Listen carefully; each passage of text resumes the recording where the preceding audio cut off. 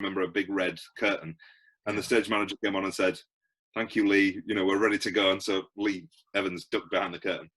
And the curtains opened and Nathan Lane was on the floor, on his knees like this. And Lee Evans walked in and Nathan Lane just looked at him and said, "God, you're good."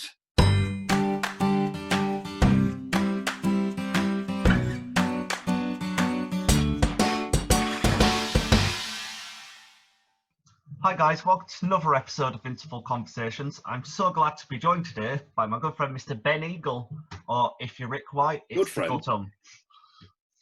Hey. So Ben, how are you doing? Oh. I'm very, very insulted by your intro. I thought it was going to be exciting and long and, like, you know, really pleasant. I've heard that before. Complimentary, it never is. You brought the word Rick White into it. What's that about?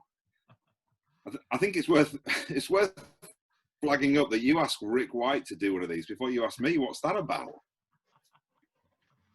It was just the first choice. It was like, I'll get him on, talk about Amdram. But now I'm getting a professional on. Whoa. Big words, big words. Sorry, what was your first question, which I haven't answered already? I didn't actually get to it. So how did you actually get involved in this wonderful industry? Where did it all start? Oh, I was begged. People were on their knees begging me to be involved in this. That's not true. I was on my knees. How did I get involved? So kind of growing up, it wasn't an option for me necessarily to be involved in theatre because I grew up in a very religious household, and my entire family are part of a big religion.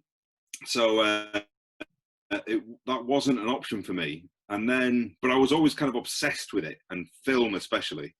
But acting and theatre and TV and film was like, you should have seen my bedroom when I was growing up. Every single thing on the wall was covered with lightsabers and figures and autographs and anything I could get my hands on that was to do with film.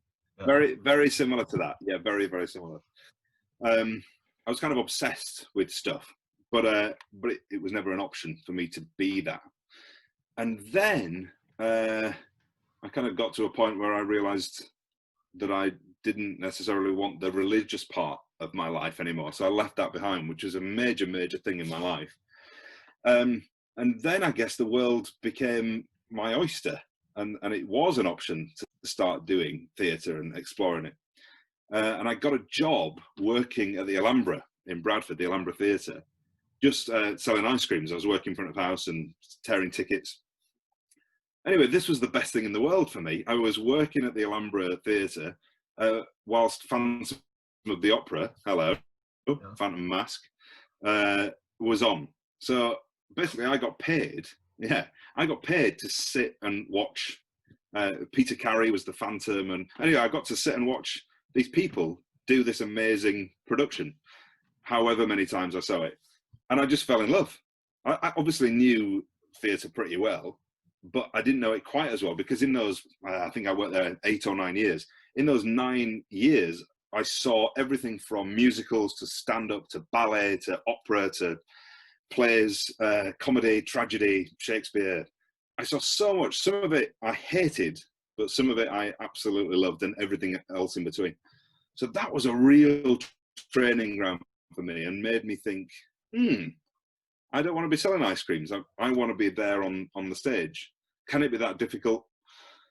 And meanwhile, I was at Queensbury Upper School, Queensbury High School, whatever it's called, and I never did drama or anything like that. Always really enjoyed English, but never did drama. And we did a charity show for some, I can't even remember what it was, but it was like quite a big deal for the school.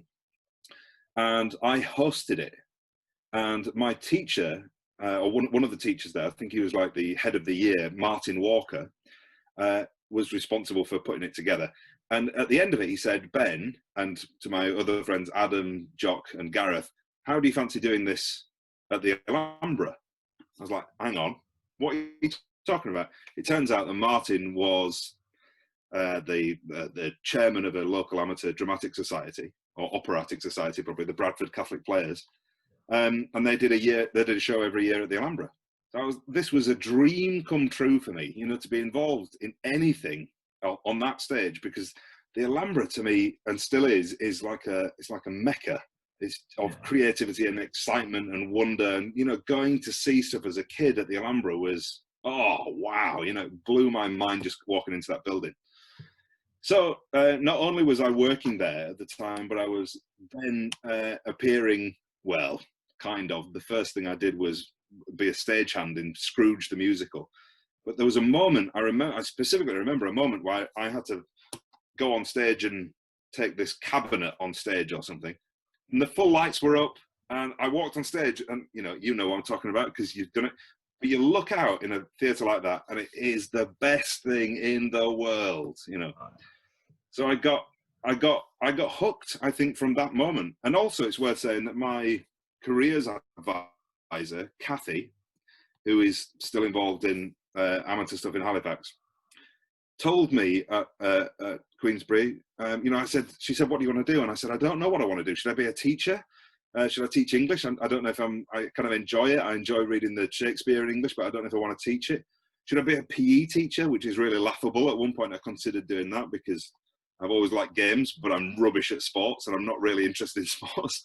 And she said, well, what do you really want to do? What do you enjoy? And I said, I'd love to be an actor. And she said, well, then be an actor. I was like, oh, all right. So there was kind of two people, Kathy and Martin, both of whom are very good friends now, were very kind of instrumental in making it an option for me, because up until that point, it had never really been an option. So that got me involved in Amdram, which was a big part of my life, Yeah, so let's actually talk about Amdram a bit, because obviously we've both been involved with Halifax Amateurs and Bradford companies as well. So could you tell us about some of those shows, like what roles you played? Yeah. Well, the first thing I ever did, as I said, was Scrooge the musical, but I was a stagehand, so not really on stage. And then the following year, the Bradford Catholic Players did Guys and Dolls. I knew nothing about Guys and Dolls. I think I probably heard Look Be a Lady at some point in my life, but it meant nothing to me. And so I went to the library and hired the video. And I mean, parts of that film are really terrible, but including Marlon Brando singing Look Be a Lady. we don't talk about that. We don't talk now. But parts of it are wonderful, and I became absolutely obsessed with Guys and Dolls, and you know what? I think that production changed my music tastes. I'm a massive Frank Sinatra fan, and that's because Blue Eyes. Yeah, doing Guys and Dolls. I kind of watched this guy. I thought, who on earth is that, and why does he sound so good? And so that changed music for me. That's how important that was. And then also there's the idea of me playing a policeman and a gangster and a waiter. I still remember my first line ever, which was, as a waiter, they go to Havana, I think. Is it Havana? In Guys and Dolls. And the waiter, my line was Dolce de leche. That's all I said. Dolce de leche. I've still got a notepad with it written down. It's kind of an order thing. It's the drink that he orders. But to say something with a microphone on the Alhambra stage, oh, dream. So that had a massive impact on me. And then every year, obviously, it was like the highlight of my year. We did Oklahoma and Anything Goes and concerts and stuff. And that was brilliant. And then I thought, you know what? I don't think I'm very good at this. I certainly can't dance. Yeah. My internet connection is unstable. Yeah. Is it dodgy? Yeah, it just glitched a bit then. Shall I go back and you're going to edit it, or should we just carry on? Go back. Conspicuous cut. Okay. Where was I? You're on about, just finished talking about Guys and Dolls. Yeah, okay. So then we went on and did Oklahoma and Anything Goes, and lots of concerts and stuff like that. But then I thought, do you know what? I don't think I'm very good at musicals because I can't sing. and I can't dance, that's for sure. And I really wanted to play a lead role. I was like, I can do a lead role, it's fine. So so I decided to be a straight actor. One of those. And therefore do things like Shakespeare and plays. So I went down to the one of those. Went down to the Bradford Playhouse, which was then called. It's now the Bradford Playhouse, but it was the Priestley Centre. And said, "Oh, hello, I'm an actor. What do I do?" and they said, "Well, we're doing a production of Twelfth Night. Would you like to be in that?" And I said, "Yes, I would." And so the kind of first day of rehearsals, it was like a meet and greet with the director. And they said, "What part would you like to play, or what part would you like to audition for?" And I said, "What's the lead role?" And they said, "Well, there isn't really a lead role, but Malvolio probably." And I said, "Great, I'll play Malvolio." I mean, who on earth I thought I was? But anyway, I auditioned for any part, and I didn't get Malvolio. So it kind of tells you how good I was at the time. And how unaware I was of what I could do. Anyway, so I played Antonio in that production, and that kind of opened up another world of Shakespeare, but also of doing kind of straight drama and not having to learn songs. And so then I kind of did loads and loads and loads of plays down at the Priestley Centre, all sorts of stuff, Shakespeare and straight drama and all sorts, whilst also doing the kind of musical stuff as well. And then eventually I got involved in the Halifax lot, which was great. So I was doing loads, as I said, I think before I went to drama school, I'd done 50 odd theatre productions, which is ridiculous when you think about it. You think about a professional actor doing 50 odd shows. I strongly doubt most actors do that before they die, So it's kind of cramming. All right, it's very different, and they're week-long productions, so it's very different. But it was a massive amount of work for me, and I loved every second of it. And kind of partly involved in that was a girlfriend at the time. I was going on about being an actor, and the girlfriend said, "Well, why don't you go and train?" I was like, "Train to be an actor? How does that work? What do you do?" And so she said, "Well, there's this course at Bradford College." I was like, "I don't know if I want to do that. Surely I'm good enough. I don't need to train, full of nonsense." And then anyway, signed up to this course, and every Thursday, every week for a year, went down to Bradford College, and it was just an evening course, and we learned how to act.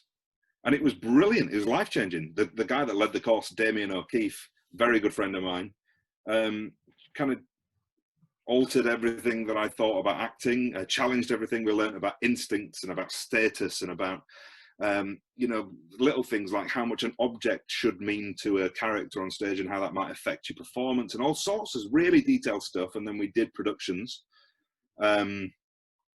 Of course, it was Bradford College, so we did a production of Road by Jim Cartwright. I think every Yorkshire actor has done Road. So we did that and lots of other stuff, and it was amazing. It really was a life-changing decision. And at the end of it, we kind of looked at each other, and we all got on really well at that point. And we said, "Well, what are we going to do? Should we do the course again?" That was an option. It was like, what do we do every Thursday now that this is finished? And in the end, we ended up forming a theatre company called Paper Zoo, and that was a massive training ground for me. So it was amateur, it was amateur theatre, but at the same time, we had aspirations for it to be really high quality. And we were doing things from Dickens to Shakespeare to Joe Orton to George Orwell, really exciting, challenging stuff. And as well as obviously learning lines and directing each other and doing that, we were also booking venues and booking vans and really figuring out the kind of logistics and the nitty-gritty of theatre. Amazing time. So I did that for about 5 years, and then in the end, the production, the kind of company was being dragged in different directions. I wanted it to be a professional thing, and we were doing this production in 1984, which I was really proud of. We all were. and there was a London, Riverside Studios in Hammersmith wanted this production. They showed an interest, and to me that was a game changer. You know, performing in London was a big deal, and so I was all for it. But some members of the company thought it might be a big deal because they wanted it just to be a hobby, but I wanted it to be a profession. And so, you know, in a very non-dramatic way, I left the company. But and that was really tough because I'd given everything to it, you know. But it was at that point that I thought maybe I should start taking it a bit more seriously and apply to drama school. But yeah, so in between all of that, the Halifax stuff, which is kind of how I got to know you, you know, that was such a joy because I'd done obviously lots of other stuff, but by that point, because of all the straight theatre I'd done and the experience through the theatre company and whatever, I then had this kind of confidence in my abilities and enough to kind of start going up for more interesting roles. It wasn't just a cowboy, a policeman and a waiter. So the first thing I went up for with Halifax, because I'd just done Tevye in Fiddler on the Roof for the Bradford youth players, which is one of the best things I've ever done. I still look back on that with such joy and pride. One day when I'm actually the correct age, I'd love to play it properly. But Ben and Yvonne came to see Fiddler on the Roof, and then they kind of said, I can't even remember how it happened, but it was like, why don't you audition for Beast in Disney's Beauty and the Beast? And I thought, well, that's kind of weird. I don't know if I'm good enough to do that. I probably don't think I am. And do I want to do a big musical? I don't know. It's kind of scary, isn't it? Anyway, I auditioned for it and ended up getting that. So that was brilliant. I was over the moon, and then very nervous. You also did chess as well, didn't you? The Chaos. Mm. That was brilliant. I think that's right up there with kind of everything that I've done, which isn't that much. That's right up there with things I'm proud of. You know, thinking about the people that were involved, the amount of people, the staging, the fact that we had this moving, lighting up chessboard on the stage, the cast, the orchestra. That was a pretty special show for me, chess. And the audience loved it. You know, it got such a good response. Really, really fond memories of that show. And you know what? From that, Lorraine, who's involved, you know, heavily involved down at the Ammies, she said she invited a director, Hugh Wooldridge, who had directed the production at the Royal Albert Hall. Yeah. And we got chatting in the bar afterwards, and he's a friend to this day. I mean, he was responsible for pretty much giving me one of my first jobs, which is at the Royal Albert Hall, working with these massive stars. So it's, you know, I know a lot of people that become professionals kind of look down a bit on Amdram, a bit snobby. Well, it's such an important training ground. You learn how to do it, but also you learn how not to do things as well. Nothing wrong with that. And the opportunities that it gives you are amazing, but it's also a brilliant hobby. So it doesn't have to be, you know, West End standard. It can just be a brilliant hobby. It can be a great amount of fun. And usually those people are brilliant to get drunk with. That's my experience anyway. So I look back on those days with real fondness. I loved it. And I'm probably never going to play, you know, the Beast or Molokov professionally. So what a joy it was to play it in Halifax, you know. Really good memories. So one other thing you did as well, you had your own little theatre company. I've written, you produced a couple of shows. So was it Eagle Eye Theatre? Oh, that, yeah. Well, that still exists, but in a different form. But so I'm trying to think what I originally did with that. The idea was I wanted to do some of my own, not my own writing, but I wanted to have kind of control, I guess, maybe a bit of a control freak. But a couple of friends had a play called The Audition, and they wanted to be in it. And I said, well, in fact, that wasn't even under that I can't remember. But anyway, I certainly did a show called Doubt, which I'm still extremely proud of. It was a play by John Patrick Shanley, and there's a film version with Meryl Streep and Philip Seymour Hoffman and Amy Adams. Brilliant, brilliant. And the brilliant Viola Davis is in it. But it was a play, and I wanted to put it on. In fact, I originally wanted to play the father, Father Flynn. He's called the male character in it. But no one was putting it on, so I thought, fine, I'll do it myself. But I can't direct myself; that would be crazy. So I put it together with Rick White and Lou White and Emily and Naomi, and I was really, really proud of it in the end. That was a big deal for me, because kind of directing it pretty much my first go at directing. And the good thing about Doubt is that it's one of the best plays ever written, as far as I'm concerned. You could just sit round and read it and it'd be brilliant. But we had a lovely time. In fact, Rick and Lou and I spoke relatively recently about doing something similar again. It was good fun. So out of drama school as well, you went to tour the US with Shakespeare. So could you tell us about those? Correct. Yeah. So, is my internet all right? It's been a bit laggy again. Has it?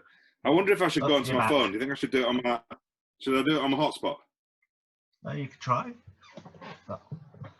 Let's try. I don't want it to be rubbish. So you can edit all this rubbish out, can't you? You don't want me staring at my phone. That's not fun for anyone. Hang on. iPhone. All right, I think that's on. Let's see how well this goes. So I'll go back a little bit. So after drama school, you went to tour the US with a couple of Shakespeare plays. So how did those come about? So they came about. I worked with this wonderful man at drama school who was a director, and we got on really well. And then when I came out of drama school, I kept being told, because I went when I was about 26, 27, that by the time I left, it would be the perfect time and everyone would want to snap me up and I'd be in work forever. It didn't work like that. And and actually I didn't get a job as an actor for, I think, about 10 months out of drama school. And that's not something that you necessarily think is going to happen. You go to a drama school, and I was lucky enough to get into a really good one. And you think that you're going to be snapped up, or I did. And lots of friends did. They didn't even finish the course, some of them. They were already in the West End. Anyway, I left and didn't have anything. I had some really good auditions, Downton Abbey and Game of Thrones and stuff like that, but I didn't get a single job. And so this director, Martin, wonderful Martin Parr, gave me my first kind of proper acting job, which was to play Isambard Kingdom Brunel in a tunnel under the Thames, pretty much, or next to the Thames. Just a two-hander, and it was brilliant. I loved it. But anyway, he then, bless him, has been a champion, really, for me, and he was also involved in another company called Actors from the London Stage. And this was a company that was founded, I think, about 45 years ago, maybe more now, by certain actors at the Royal Shakespeare Company. And they were kind of tempted by this Californian professor to put on a Shakespeare play with 5 actors and a suitcase.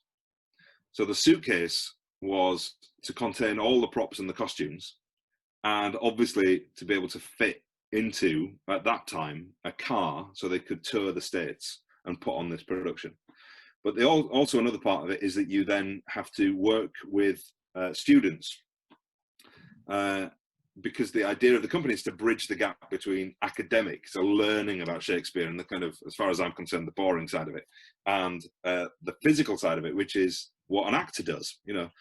There's this idea that a Shakespeare play is a text, But this company believed that it's a play and it deserves to be played with and deserves to be played.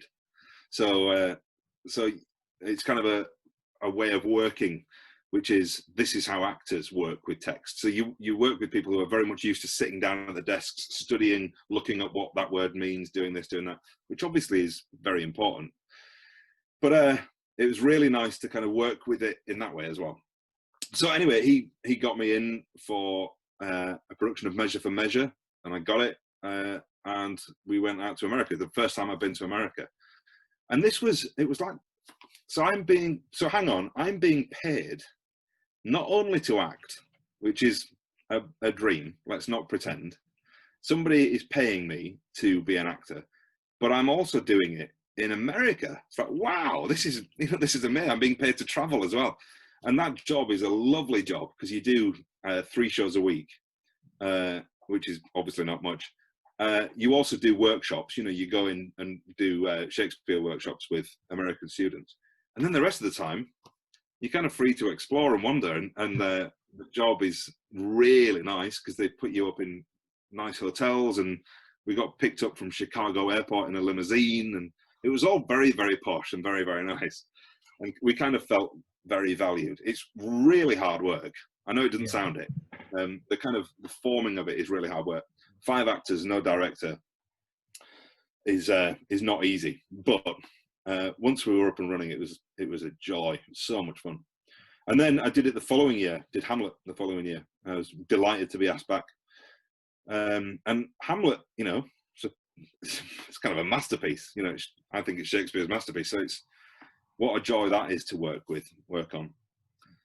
And I had some lovely, lovely parts in that. So it was massive.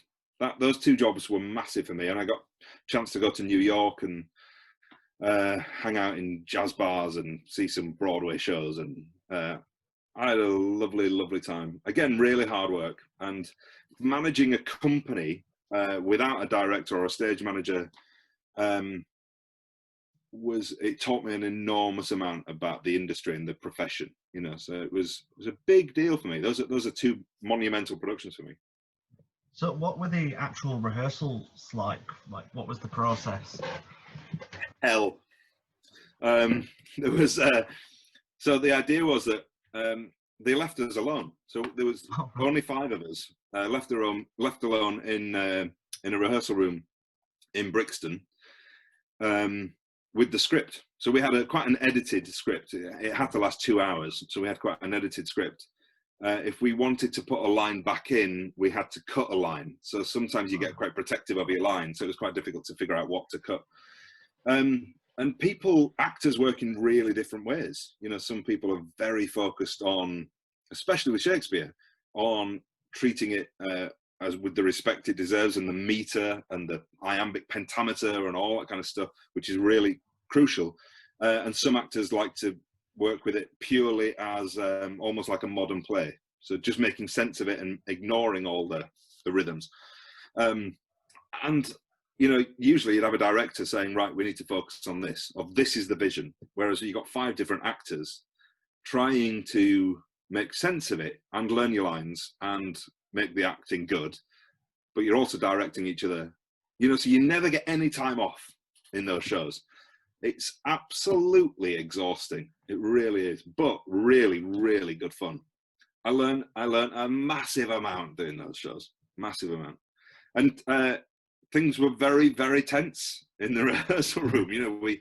We fell out. I actually at times behaved quite badly at moments. Not like a diva or anything, but you a diva. We're all trying to make the best show we can, and sometimes it can be tense and awful. So it was. Yeah, would you believe it? But having said that, I was very, very proud of the end result. And, I got to work on possibly the greatest play ever written, touring a country which, as we all know right now, is very flawed in lots of ways. But, and also, kind of going into schools and working with students, and you've got this kind of twee English actors turning up, these twee English actors, talking about Shakespeare, this guy that lived 400 years ago.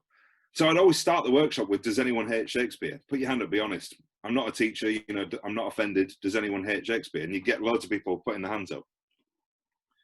And so the idea was that by the end of the workshop, they at least respected a tiny part of this amazing writer. But, you know, kind of dispelling all the myths around Shakespeare, kind of saying, well, it is poetry. You know, it's not easy to understand. I've done a fair amount of Shakespeare, but if I was to watch a production of King Lear tomorrow, I'd probably get 30% of it, if I'm honest, you know. So it's about not pretending, I think, being honest, trying to make sense of it and make it accessible and also appreciate what it is. Really important to me. And most recently, you've done a new play, haven't you, called The Incident Room. So would you like to talk us through that one? Yeah, there's a little bit of a story about the start of that, which was I hadn't worked in a while. I think I probably had maybe 6 months without work, which is the life of an actor. 6 months probably isn't that bad. But so I was begging. I was like, what can I do? Where can I work? I'll do anything, you know. It's like it's similar to Amdram in that you get a taste of it, and that's all you want to do. And you know, like I think has been discussed in previous podcasts, once you've got the bug, and when you do a week-long show, you kind of feel like you're just getting there, and then it stops. Well, I guess it's the same professionally, you know, no matter how long the run is, sometimes you get it and you feel like you're flying, and then suddenly the run is over and you're out of work and you've still got to pay London rent. You know, it's a really weird, silly life choice that I've made, but sometimes it works. Anyway, so I hadn't worked, and then I got an audition through my agent for a play in Vienna, which was a Neil Simon play, Barefoot in the Park. Anyway, went to the audition, then got a recall for the audition, and then a friend forwarded this breakdown that came up on Spotlight, which is the thing professional actors use to get jobs, saying the Incident Room, a new play about the Yorkshire Ripper murders. They were looking for a late 30s actor, tall, Bradford accent. I was like, hello, I know someone. So I wrote them an email. I was going through a bit of a difficult time with my agent at the time. Anyway, so I wrote them an email, and then I got offered the job in Vienna. I was like, oh, I've got a job. It's great. But I really want that job, because the Incident Room, the play about the Yorkshire Ripper, went to Edinburgh, played in London, and then went to New York. So, and it was like that split out probably about over a year. And it was a really exciting project. I was kind of familiar with the Yorkshire Ripper murders, because obviously I was from Bradford, and various things had happened throughout my life that, you know, that people knew about Peter Sutcliffe. And, but I had this decision: do I turn down the Vienna job in the hope of getting an audition for the Incident Room, or do I just take the Vienna job because it's work and it's a really nice job, you know, a really nice job. I would have really liked to do it. So after talking with various people, I thought, this is my choice, it's my career. So I turned down the Vienna job and crossed every finger to get an audition. Anyway, ended up getting an audition, and then was lucky enough to get offered the job as well. So it was risky. That was a big thing for me. I know it might not seem it to a lot of people, but to turn down work as an actor is a strange thing. But anyway, I got it, and we went up to Edinburgh with it. And so the entire thing was kind of scary, because it was there was a script, and the two writers, David and Olivia, a brilliant team. They had a script, but they also relied on us to improvise and to do a lot of research about it, and then come up with how the play was going to work. And a really great bunch of actors, really great creative team. But it was really grim, because we were working on this tale of this monster killing women in the 70s, you know. So the kind of nightmares that we all had, and the kind of stress levels were through the roof. but we were working on this really decent script and working with really exciting, good actors. So anyway, it was a joy, and Edinburgh completely sold out, and the reviews were great, and we were in a really good venue, and there were, you know, working at the Edinburgh Festival is a challenge in itself. Yeah. Really, really is something else. I know we've talked about this, haven't we, in the past, but Yeah. you know, I love usually Edinburgh Fringe to pieces, but bloody hell, it's stressful. it's hard work. Yeah, it is.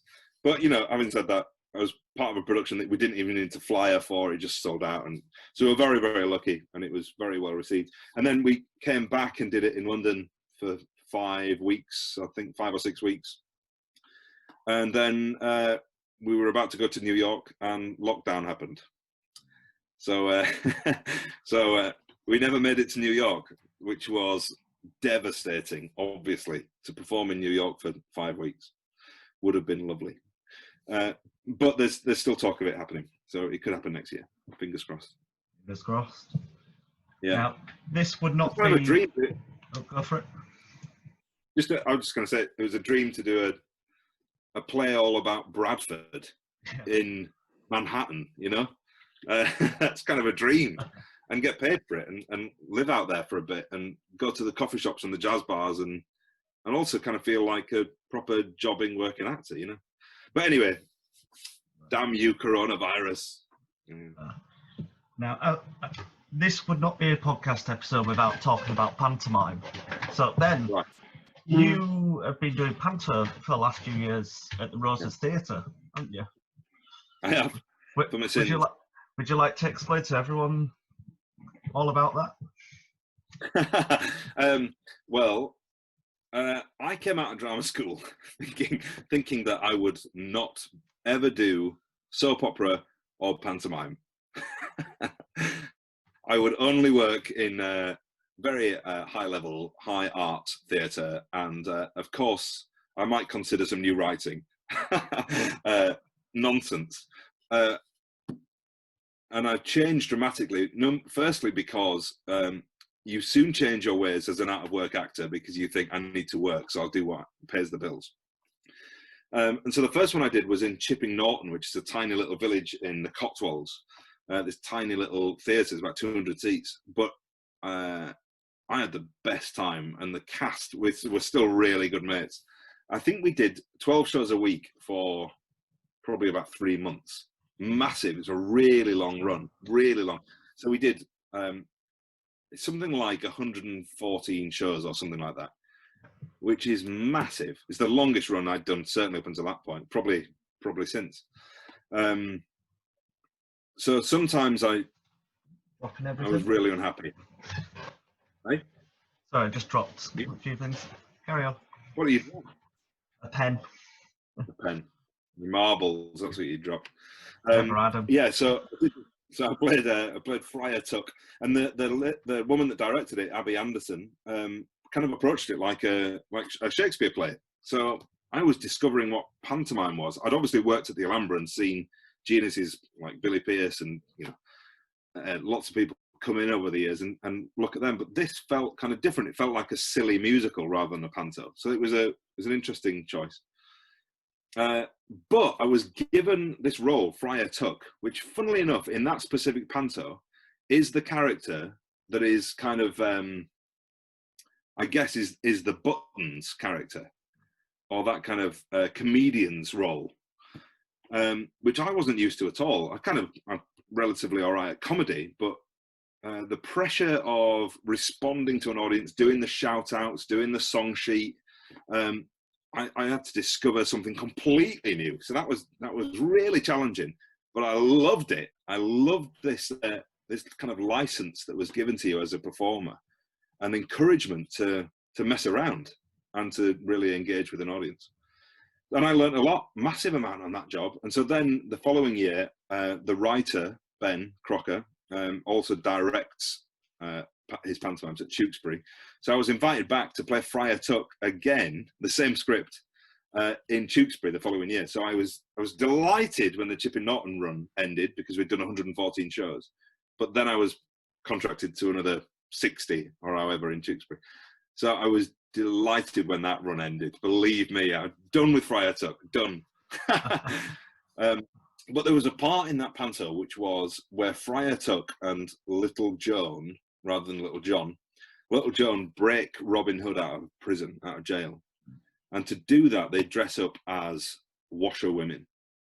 And there's this big, long sequence where they sing Rub-a-Dub. And, you know, I mean, that just reminded me of that song Rub-a-Dub that we did in Chipping Norton. That was written by a Tony-winning composer, Sarah Travis, who played, you know, she worked with Stephen Sondheim, and she played for a lot of the rehearsals and then some of the shows. I was like, what am I doing? This lad from Bradford, who's kind of been quite lucky so far, suddenly working with this, you know, Tony. So working with people like that have just been unbelievable, and it's still happening. You know, you kind of pinch yourself with the talent that you get to work with. Anyway, so yeah, I was breaking Robin Hood out of jail dressed as a washerwoman, and kind of discovered that being in a dress was actually really good fun. And so the following year, Ben, the director, said, "We'd like to ask you back for Sleeping Beauty, I think. Yeah. And would you consider playing the Dame, playing Queen Dotty?" And initially I said, "Oh, I don't think that's for me. I don't think I'm good enough for that." And then I chatted with quite a few friends who had played the Dame, and they all encouraged me to go for it. And you know, I was out of work, so I did it, and wow, it was a blast. You know, I actually look back because they've released some of them on YouTube recently, and the first one I was pretty shaky, pretty lousy. I was kind of doing this voice, and that's not what my Dame is now. But I think I've done it 3 or 4 times since, and kind of found a real comfort in the dress, under the boobs and the sweat and the wigs, and I have the best time doing it. I love it. I wouldn't want to do pantomime without playing the Dame, I think. So, you're saying you were fairly new to pantomime, so what was it like going in not really knowing it to how you've developed? How did you develop over the years the panto? Yeah. You're absolutely right, and I'm still discovering what panto is. And obviously there's different kind of styles of panto as well. You look at the one, for instance, at the Alhambra, the big kudos pantos. Spectacle, explosions, amazing sets, set pieces, brilliant comedy. But the pantos I've done have been independent, you know, kind of the last one, you know, the sets are great and it's fine, but it's on a much smaller scale. So there might be, you know, 3 or 4 pyros, not one every 4 seconds, like you see at the Alhambra. And interestingly, you know, they haven't been celeb-led, so there hasn't been somebody that's been responsible for leading it. And that's kind of fallen, I've realised, in recent years, on my shoulders, which suddenly becomes really quite scary, because I'm not a comedian, you know, so I've got to rely on the jokes that Ben has written in the script, or that I can nick from someone else and make work.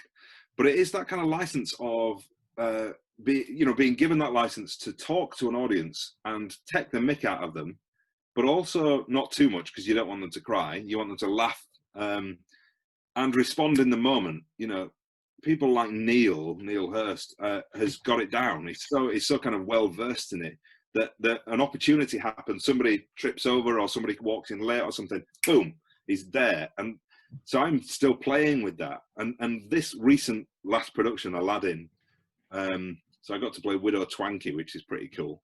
And I found something which was really exciting. I've kind of found this ability to be myself in a dress. I'm just a northern bloke that happens to be in a dress, but I'm absolutely a woman, you know, so that's unquestionable. It's great. I have a lovely time. I really do. And also it's kind of encouraged there that I mess around. So I often go off script, and Paul Esme, there was the actor that played Jasmine, there was a part in the show where we weren't quite sure what was going on in the script. Bear in mind, this is written by the director who was in the room. And he said, "I don't quite know what's happening here, Ben." I said, "Well, no, neither do I. What do we do?" he said, just why don't you just do something? I was like, right, okay, okay, you know. So anyway, it came to that bit every day, and some days were better than others. But usually, you know, I kind of completely come out of character and either stop talking, so just leave Esme to and look at me and look at the audience, and they start laughing, or I go off script completely and start talking about something else, or say, you know, now's your chance, Jasmine, do you want to do a monologue? Now's your chance. And you know, the audience would start laughing. Sometimes I'd leave her alone on the stage. It was just so much fun, so much fun. And you know, being able to add gags in as we go along, and you know, the script from the first performance to the last performance is dramatically different. I have a lovely time. And do you know what, the great thing about it is that I get to, you know, doing Hamlet.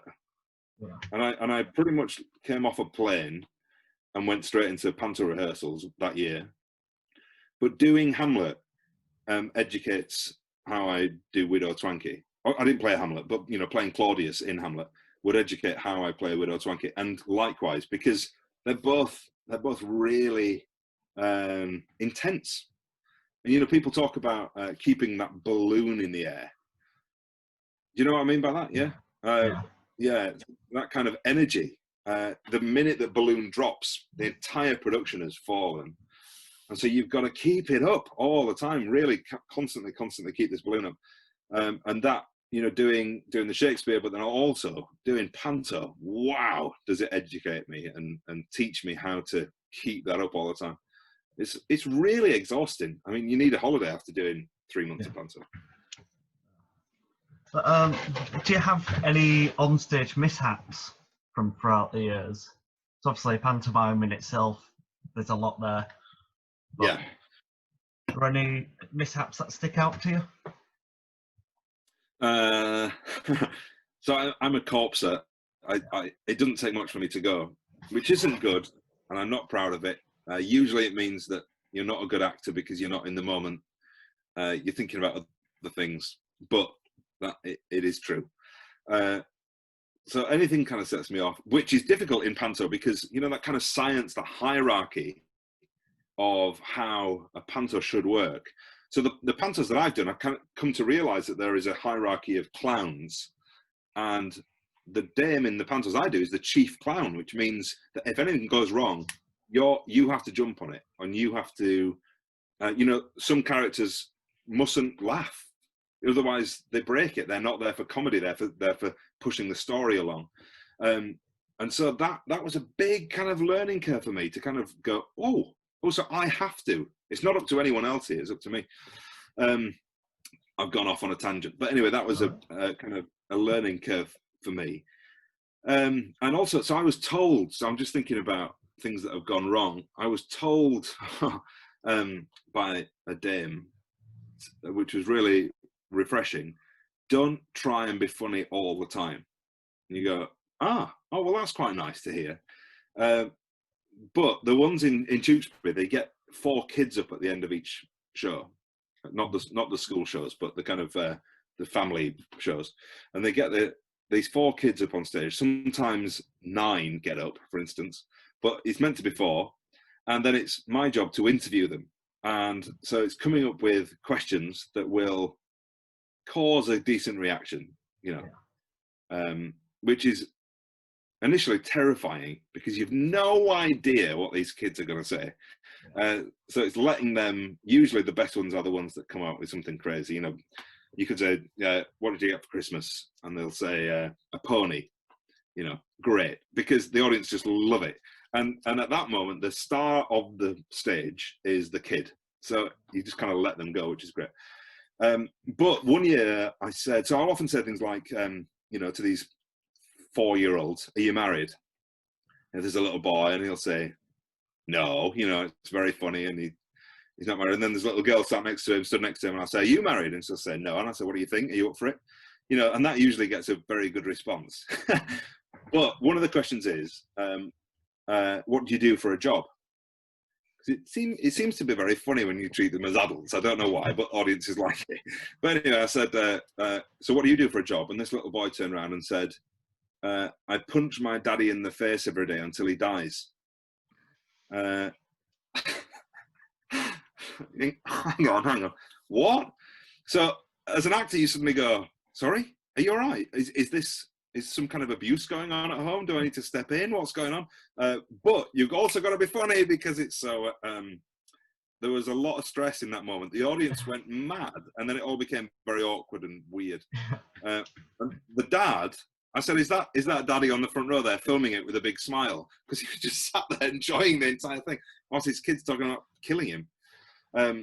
So things like that. There was a great one a couple of years ago. I said, my question to one of them was, what do you think about Brexit? And he just put his hand down the front of his pants. You never quite know what's going to happen. I said, no, we don't do that, not on stage anyway, and that kind of stuff. You never quite know what children are going to do. But I said to them, who you're voting for in the election? This was last year, and this little girl went, Jeremy Corbyn. I think he's the best, and I think he'd be the best prime minister we could possibly have. And she went on like this for ages. I was like, wow, this 35-year-old woman's caught in a 6-year-old body. It was great, very entertaining. But things going wrong, getting the giggles is a big issue. I remember one act, I did an Alan Ayckbourn play, and one of the actors, wonderful, brilliant guy called Paul Labers, said a line wrong, and I had to turn up stage, but I couldn't because I had the next line. Really kind of holding it together is very tough. It's like being at a funeral and laughing, isn't it? You're really not allowed to do it, but it makes it funnier. I had a great time in Animal Farm. We did Animal Farm when I had Paper Zoo, the theatre company, and I played Napoleon. Have you done Animal Farm? I was Squealer when I did Animal Farm. Nice. Squealer, great part.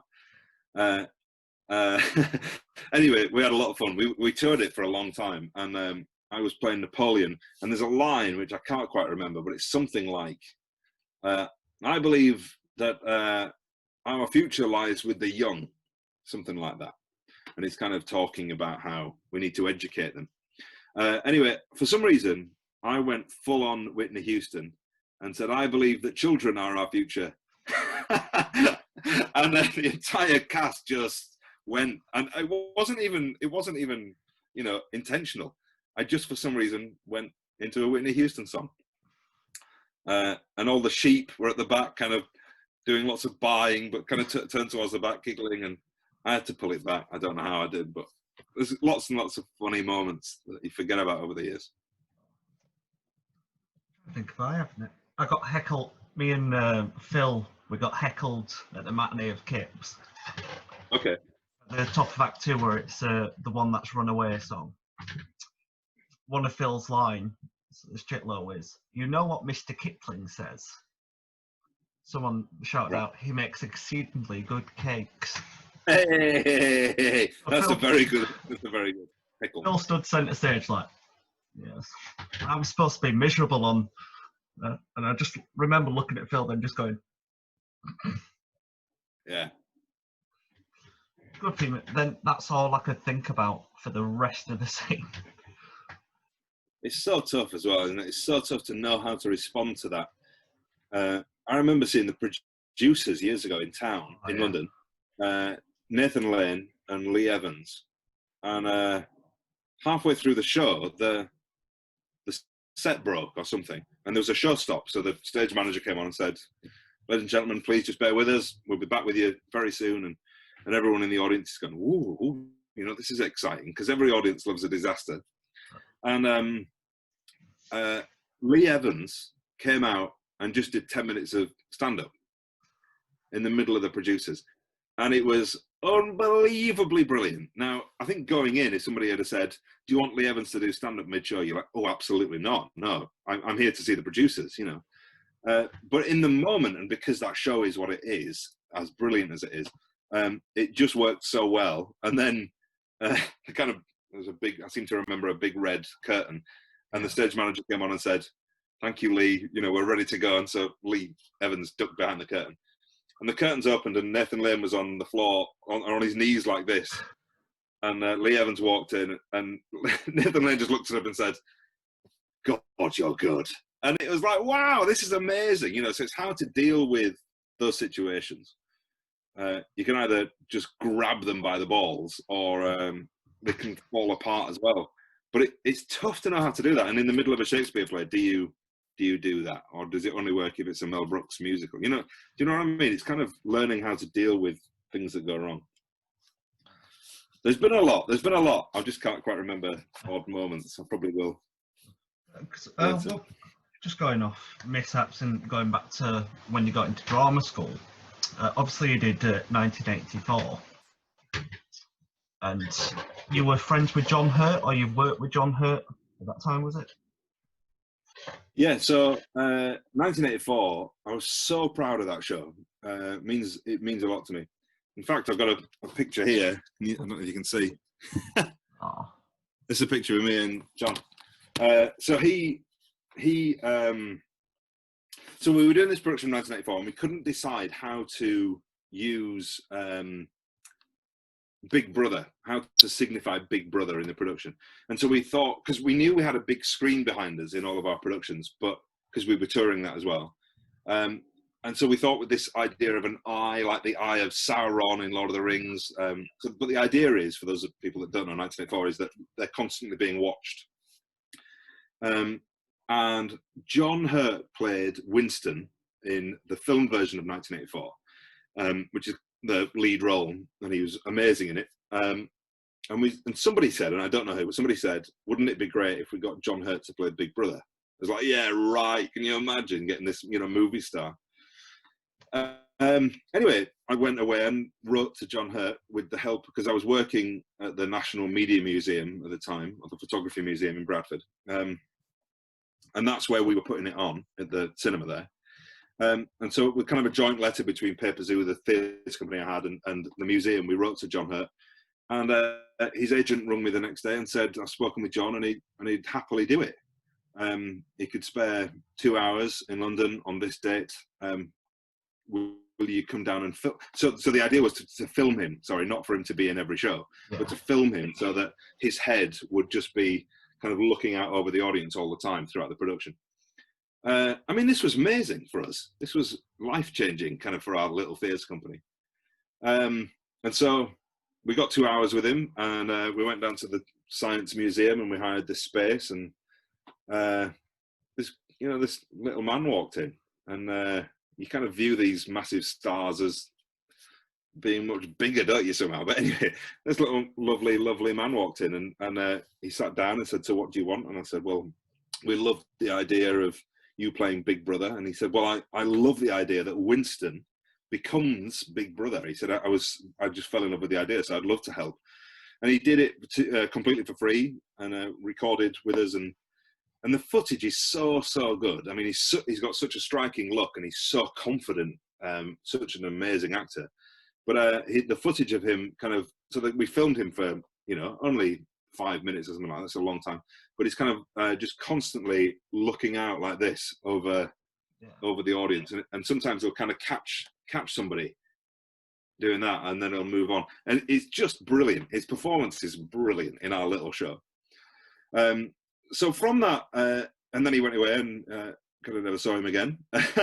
But we kept in touch, and he was always very supportive and very friendly. And then I started applying for drama school because as I said, the company wasn't going in the direction I kind of wanted it to. Anyway, I got in, and I got offers from quite a few drama schools, which was brilliant. I couldn't believe it. And I'd already applied to drama schools when I was about 19, 20. And they'd all said, no, you're not good enough. Go away and get some life experience and learn how to act a bit better, which is fair enough. But then I got in when I was 26, 27, and I wrote to John and his lovely wife, Anwen, because we kept in touch, and they were very supportive and friendly and lovely. And I said, I've got into Central. I'm over the moon. Thank you. Thanks for being supportive and whatever. And then my phone, this was, I don't know, a couple of weeks later maybe, but my phone was in another room when I was making my breakfast, and I could hear it buzzing away, and I was like, it'll be my girlfriend or something. I'll get it in a minute when I finished putting on my peanut butter. And then I went back to the room, and it said, missed call, John Hurt. I'm like, hang on, what's he doing ringing me?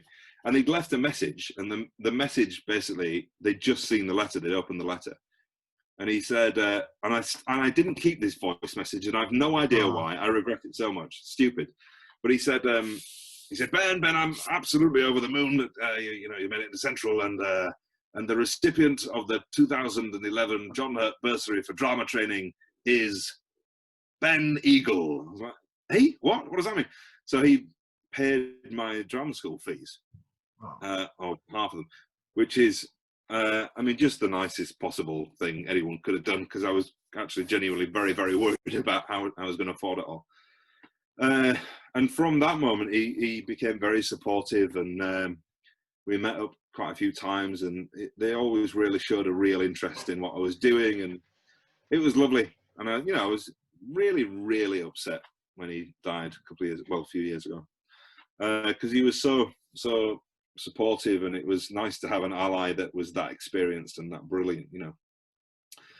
But it's funny, during that time out of drama school, when I didn't work for 10 months, I got a job at the BFI on the South Bank in London. So as I said, I've always been a big film fan, so I was working on the film festivals there, which is something I'd done in Bradford.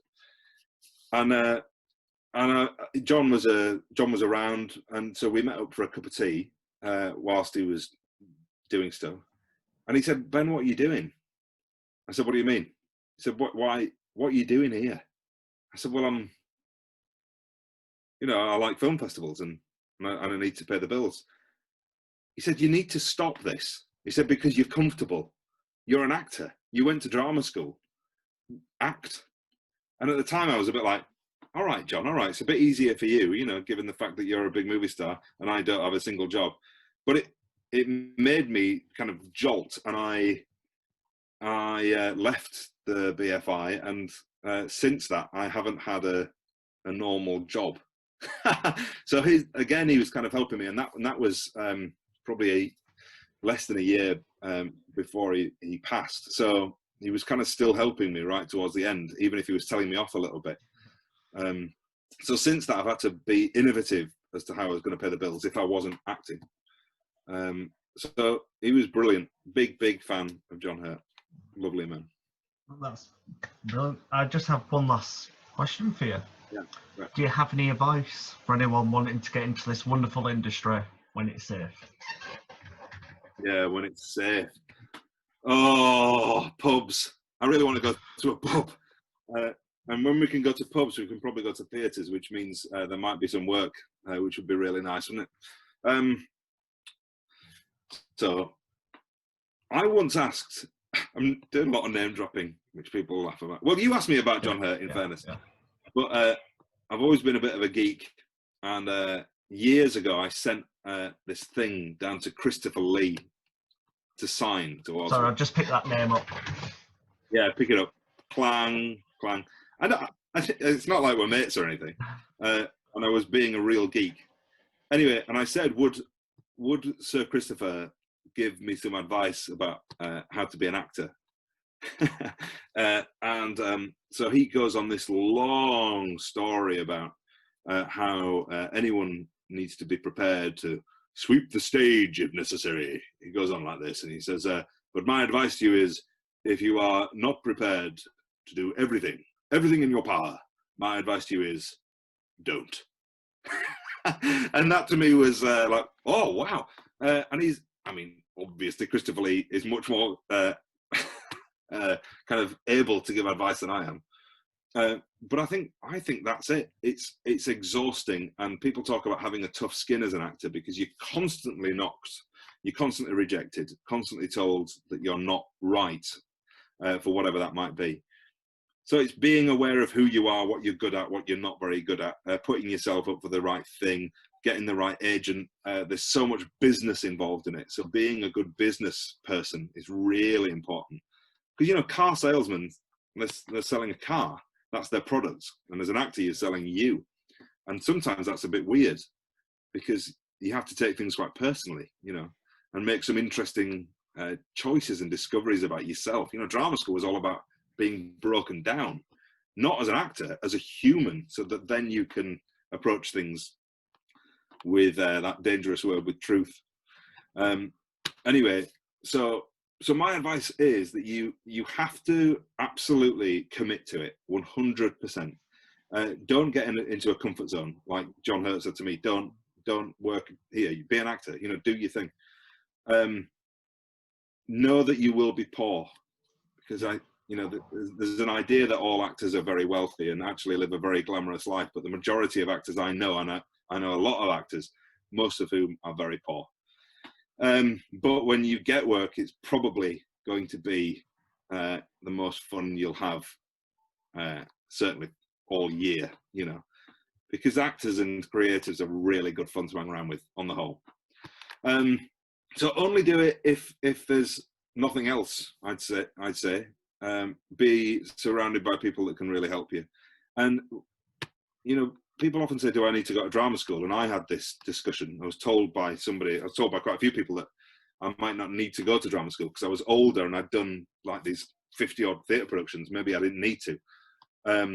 I cannot say highly enough. I cannot recommend drama school highly enough. It's life-changing, and it puts you in a place. And the drama school I went to was flawed. Some of the training I think was quite flawed, but it was also brilliant and life-changing.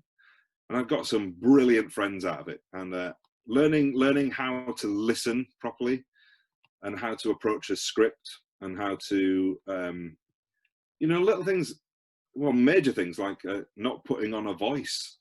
You know, in all the Amdram I did silly voices, or I did a kind of posh accent. Actually, all of it comes from within. It's not about your costume. It's not about your shoes.